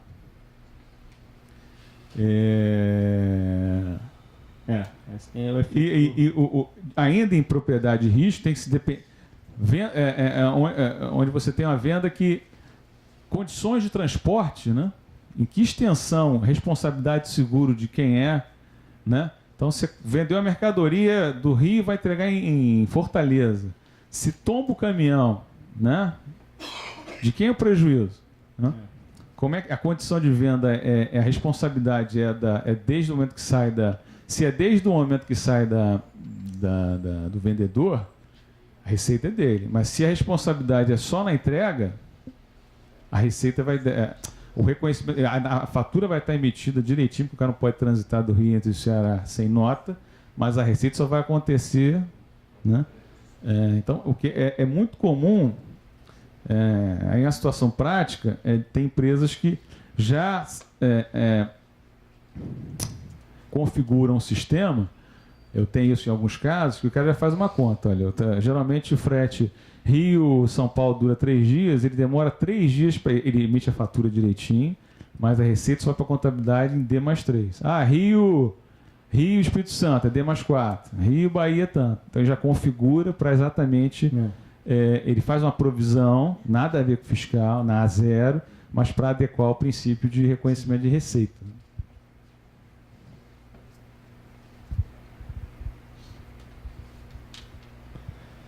Bom, Complementando esse, por exemplo, você viu da venda online, né? Você comentou, por exemplo, você tem 7 dias para devolver, né? Depois de receber, você tem essa possibilidade, né? Mas nesse caso, você poderia considerar, na empresa que vendeu, você poderia considerar a probabilidade de ocorrência de devolução desse serviço. Ou seja, não precisaria esperar 7 dias, né, após a entrega. Perfeito, isso aí, perfeito. Que é mais ou menos esse cálculo que eu falei aqui desse exemplo. Pode acontecer do cara entregar em São Paulo D+1, mas na média D+2 já cumpre com o requerimento. Aí a questão é materialidade, praticidade, né? Estabelecer um critério. Que a gente aqui busca, aqui está dizendo dogma. Como isso é aplicável, né? Cada indústria vai ter o pragmatismo para aplicar. Bom, aqui é só uma como eu tinha falado, né? Embora a aplicabilidade da norma ela seja agora para 2018, em 2017, nas demonstrações financeiras anuais, as companhias tiveram que divulgar os impactos. E o objetivo dessa divulgação é basicamente por questões aí do regulador, né, que exige dar mais detalhes para o investidor, dar mais detalhes de como que será o impacto. Eu vou te falar que se não fosse essa divulgação antecipada, as empresas só estariam fazendo isso, deixando para fazer ali no primeiro ITR, no primeiro trimestre de 2020. Eu diria que, na verdade, com isso já acontece. A gente viu isso aí só minimiza, mas na verdade é aquela massa. Dá para postergar, a gente posterga, né? Exato. Só que, obviamente, tem empresas de capital aberto, você tem a CVM, a CVM, ela formalmente estabeleceu, não dá para... Tem aquela divulgação meio mequetrefe, né? Estamos avaliando, a companhia está avaliando os impactos. A CVM, ela formalmente, olha, se o pronunciamento ele é, por exemplo, agora em 2018, não dá para a companhia dizer estamos avaliando o impacto da implementação do IFRS 16 de arrendamento. Tem que dizer o impacto. Então, quem era de capital aberto, o cara não teve escolha. Ó, quem não é, o cara deu aquele famoso, não, aquela dança, não, não, estamos avaliando, e fica aquela divulgação, aí quando chegar lá em janeiro do ano seguinte, que não é dezembro, ele vai esperar fechar o ano fiscal, vai esperar fechar a contabilidade, e rapaz, tem aquele pronunciamento que está em vigor desde 1º de janeiro do ano passado, né? Como é que é isso aí? Explica aí, né? É ou não é? Na verdade é. Essas empresas, o que a KPMG recomenda dessas empresas que não são ITRs e que você vai lá auditar e ela não está enquadrada na CPC? Vamos supor, chegou hoje e não está enquadrada, aí você deveria estar enquadrado. Qual a regulamentação? Retroage a janeiro ou eu faço um corte para ajuste em um determinado mês? Vamos supor, agora, a primeira recomendação é contratar a KPMG para fazer o trabalho de diagnóstico lá, tá? Não estou brincando. Mas fala aí. Você tá esse aqui vai falar. Não sei se você está falando de todos os CPCs, mas especificamente. Não, CPC 47. Ok. Só esse. A gente são essas abordagens de transição que nós temos para a norma. O que é isso?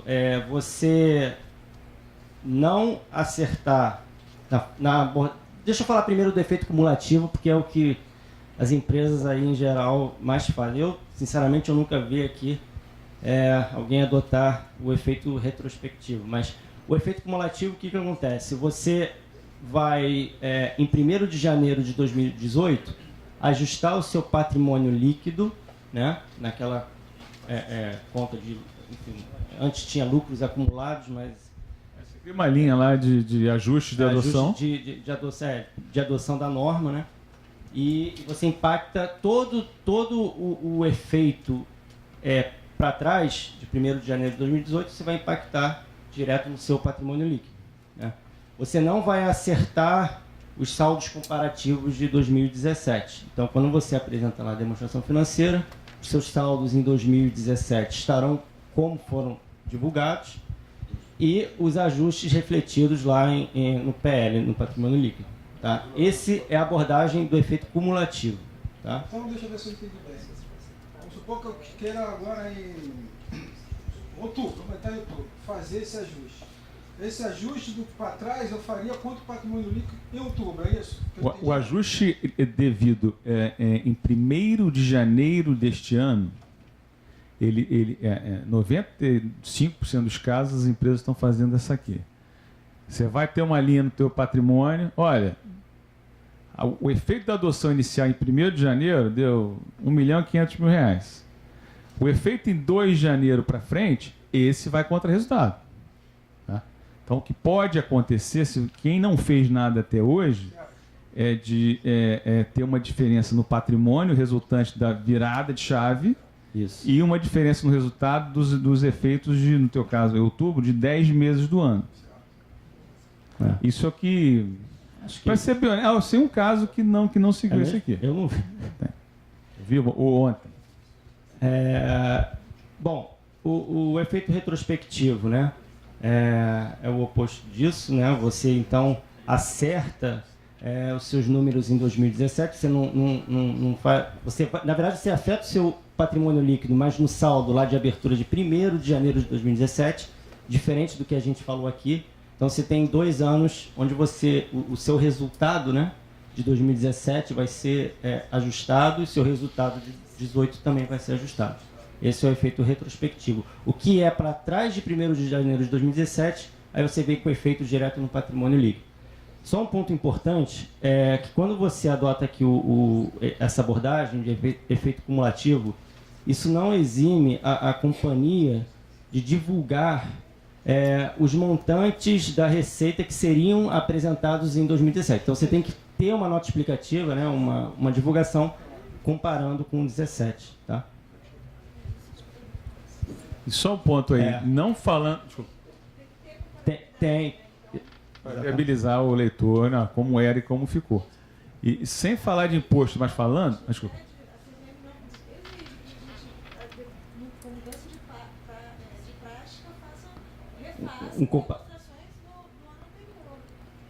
Não, então. Porque essa aqui porque o que acontece, né? Aí, de forma geral, cada pronunciamento ele tem uma regra de transição. A regra de transição a do IFRS 16 não necessariamente é igual à do 17 e por aí vai. Então, aí tem que ver. Você vai lá no... todo pronunciamento vai ter lá novo. Você vai ver. Uma das últimas sessões é transição. Esse aqui, aí pode ser que diga, a transição vai seguir os princípios do IAS 8, que é o CPC 26? Não, qual o de erros e mudanças de prática? Bem, aí pode ser que um pronunciamento saia daqui a alguns anos, siga os requerimentos de mudança de prática do CPC 23. Mas aí outra... No caso do IFRS 15, ele falou, cara, esse pronunciamento aqui tem... Tanto que ele na verdade, ele dá alternativas. Então, eu acho que a sensibilidade do IASB, dada a relevância dos assuntos, né, por exemplo, aqui ele cria esse chamado expedientes práticos, que é uma facilidade. Então... porque aí você tem mais alguns detalhes aqui específicos, que são o que ele chama de expediente prático, mas eu não vou entrar aqui... Por exemplo, a gente falou do imobiliário. Se essa regra que eu te falei dos 30% seja lá vigorar, a CVM e o CPC vão ter que dizer como fazer. Pode ser que diga, olha só, reapresenta tudo. Ou ele vai dar uma amaciada, reconheça mais ou menos parecido com isso aqui, a mudança como um efeito acumulado e depois se reconhece. Aí, cada norma tem... Pode anotar aí, isso aí é certo. Toda norma no final vai ter lá a tal da transição. Ou ele vai fazer referência ao pronunciamento que trata de mudança de prática, ou ele vai dizer... Invariavelmente tem alguns facilitadores, porque é para evitar o trauma de mudança. Do quê? Desse CPC, exatamente o que está no CPC, a CVM referendou o CPC como está. Exceto essa questão de incorporação. Que aí tem que esperar o final do ano. E só um ponto, sem falar de imposto, mas falando, não vou entrar em escrituração nem nada. Todos os ajustes aqui, mas eu não vou tributar. Não se esquecer da figura do imposto diferido. Né? Que aí não tem nada a ver com receita, como escritura, mas se eu tenho um ajuste que o efeito fiscal não ocorre naquele momento, eu tenho que reconhecer o imposto diferido ativo ou passivo. Aí não precisa ter não é normativo, não é decreto-lei, não é nada. Aí é imposto diferido. Então, todo e qualquer ajuste que você faça aqui que não tem impacto fiscal naquele momento, tem que ter um imposto diferido. Não precisa ser... Você cria uma diferença temporária. Não precisa ter nenhum expert aqui se gera crédito, não gera, se é aplicável, isso não impactou ali, tem um diferido. Pergunta aqui. Quando você falou da justiça prospectiva, na verdade, o último por exemplo, se no caso a firma tiver pago o dividendo no ano anterior, e aí quando ele for refletir esse ajuste no PL, dependendo do ajuste que for, ele pode mudar literalmente o seu resultado se você fizesse o aspecto retrospectivo. Esse é um dos casos que é recomendado fazer o retrospectivo? Não, porque o dividendo ele tem um amparo societário. Societariamente falando, a distribuição que foi feita, ela era legal diante dos números que existiam em 31 de dezembro de 2017. Por isso que aí caberia a administração, por exemplo, por isso que a divulgação é aplicável. Vamos supor que a empresa tem um baita impacto. Caberia a administração na destinação dos dividendos. Olha, pessoal, esse lucro aqui, na verdade, virando o exercício, ele não é 100, ele é 80. Então, acho que a gente deveria fazer algum tipo de ajuste na atribuição do lucro para você não descapitalizar a empresa, ou patrimonialmente falando, etc. Mas, societariamente falando, a distribuição foi certinha. Aí é mais uma questão de gestão de dividendo, mais de capitalização da empresa. Não tinha erro. A questão é como gerir a liquidez da empresa se porventura o efeito for relevante. Incorporação imobiliária tem um atenuante. Olha, eu vou te dizer, uma confissão aqui. O melhor momento para o Brasil adotar seria agora. Porque acontece? Em função, infelizmente, do cenário econômico, o que aconteceu nos últimos anos? Ninguém lançou. Você pegar um balanço de uma incorporadora hoje, praticamente não tem resultado de apropriação por evolução física. O que aconteceu nos últimos anos? O cara encalhou com estoque. Se ele encalhou com estoque, ele não lança. Se ele não lança, não tem obra. Se não tem obra, não tem evolução física, não tem receita para apropriação. O melhor momento de adotar isso seria agora, porque os impactos seriam mínimos nos balanços das incorporadoras. Não me pergunte por quê, né? Mas essa é uma opinião minha, não mando nesse negócio. Mas nesse caso aí, o fluxo de dividendos, para começar, incorporador com lucro já é um milagre, né? Então, mas se porventura fosse o caso, seria o momento ideal, porque o cara não tem efeito nenhum. E a incorporadora hoje ela já adota o IFRS 15 na marra, porque ela está com estoque, só vai estar com o imóvel prontinho para vender, então a receita vai ser exatamente quando ela vender. Então, só um adendo aqui, seria o melhor time, mas decidiram que não é. Marcelo, só mais uma questão. Vendo assim, no geral, né, desse normativo, ele não mudou muito o conceito que já existia pelos princípios contábeis, no sentido de reconhecimento de receita, transferência de propriedade, né, isso tudo não mudou. Né? Na realidade, ele ampliou, né, especificou alguns detalhes, mas na realidade isso já existia, não é uma quando o Guerreiro falou da convergência com a norma americana ela era muito detalhada. A FASB, realmente. E o IFRS era muito simples. E aí, quando a gente tinha discussões dessa natureza, a gente ou fazia referência à norma americana, aí ficava, mas não é na essência. Hoje, acabou, está escrito, cara. Então, não tem, mas eu acho que não é, porque a essência acabou, está escrito. Então, muitos desses assuntos a gente abordava normalmente, mas ficava no campo do bom senso, poxa, né? Pelo que eu vi, o que ficou bem claro aí, talvez seja essa perspectiva de não sei se se chama de aglutinação, né, dos contratos que são os combos, vamos dizer, né? Você permite essa aglutinação e, obviamente, fiscalmente você vai dar um tratamento distinto, até em função da legislação brasileira, mas a partir do momento, pelo que eu estou vendo, ela está sendo tão conservadora que se você estiver seguindo o CPC 47, dificilmente você vai ter um problema fiscal. Porque você, na verdade, quando você fala de receita, você está antecipando o momento da receita. Quando você fala de segregação, apesar do contrato físico ser único, você está aglutinando, mas você está falando de bens e serviços, de certa forma, você também está antecipando nesse momento, então nem a prefeitura e nem o Estado estariam questionando, seja o ISS, seja o ICMS. Feito de boa fé, você está amparado mesmo. Você está bem você acaba tendo uma... Não. Então, teoricamente, você guerra não fiscal, teria né? problema fiscal. Aí vai chegar o município dizendo, não, mas esse serviço aqui, né? Aí o Estado, não, é isso aqui sim. Aí é aquela briga que a gente... Porque no Brasil é sempre, cada um quer puxar o seu filho, mas assim, isso não existe mesmo, isso já existe Se hoje. o contador fez o dever de casa, analisou, sustentou, então não, cara, pode brigar aí, mas aqui tem aqui essa análise aqui. O ajuste do aparelho é esse, o serviço foi isso, a gente fez ABCD. Todo mundo faz isso, né? Essa análise que a gente fez, isso aí você vai na contabilidade, todas as empresas tá lá direitinho, tá? Então... A minha relação com até inclusive os entes públicos, a própria Receita Federal tem dentro do CPC uma cadeira. Sim. Né? Hoje você tem a SUSEP, você tem a CVM, você tem a Receita Federal, exatamente nessa questão de convergência. Então, assim, todas as decisões de processo, posso falar da Receita Federal que tem tido na ótica tributária, tem levado muito em consideração o aspecto contábil em termos de tratamento, mesmo quando isso não está muito claro. Então, num caso de algum agente público, né, quiser realmente autuar por algum motivo, você seguindo essa regra, você consegue uma boa lei de defesa. Com certeza. Aquela que eu falei no começo, né? A norma era muito simples, te dava margem de negociação para o bem e para o mal. Hoje está ali, está bem detalhado.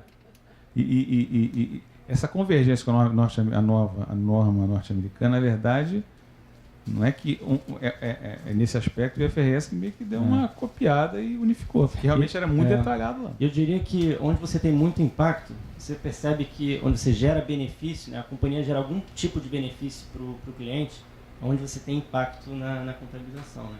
Seja algum desconto, algum serviço gratuito, que antes você não registrava, você não mensurava aquilo. Então agora, você sabe, eu estava discutindo, porque eu não sou expert no segmento de aviação, mas eu acompanhei um debate onde o pessoal discutia até, sabe aquelas filas que você tem de cartão ouro, diamante? Aquilo ali é um benefício que a companhia aérea concede para o cliente. Então, qual o preço daquilo? Quanto que vale aquilo, né? Será que eu tenho que reconhecer, alocar aquele tipo de serviço como uma receita? Então, tudo que se gera de benefício, você teria que mensurar isso, né, e reconhecer como receita. Acho que esse é um dos principais impactos da norma. Mas é o que você falou, realmente, transferências, isso já... Esse ponto ele é gratuito, né? Exato. Mas você tem um custo lá do caixa, do cartão, e você tem um serviço ali embutido. Então você teria que ter uma planilha de custo para precificar também o quanto de benefício que isso gera para a companhia, para exatamente contabilizar. Não é uma coisa muito simples. Então, né, essa norma já está captando isso também. Exatamente. Só que aí, como é que fica o CPC lá 01 na questão da mensurabilidade, quando um item não é tão mensurável? Quando o critério essa não é a grande... razoavelmente mensurável. Aí é bom senso, não tem jeito não. Porque realmente, senão você fica filosofando o ano inteiro, não faz um lançamento. Né? Mas aí tem que entrar no bom senso. Né? Senão, tem segmentos que não... Tem os caras chatos aí, eu não sou tão chato não. Pô, pelo amor de Deus. Também pô, mas, cara, eu tava na classe executiva, você me deu um vinho, você não deu vinho pro cara lá. Isso aqui, pô, aí começa... Tá bom. Eu sou pouco chato. Acho que a gente conseguiu aqui cumprir aí o que a gente pretendia. Eu sei que a norma é muito extensa, muito detalhada, mas a gente tinha aí 2 horas para falar. Espero que vocês tenham gostado do tema. Tá bom? Se tiver alguma dúvida, se tem alguma dúvida... Procura o Guerreiro. Tá bom, pessoal? Obrigado aí. Obrigado pelo tempo aí.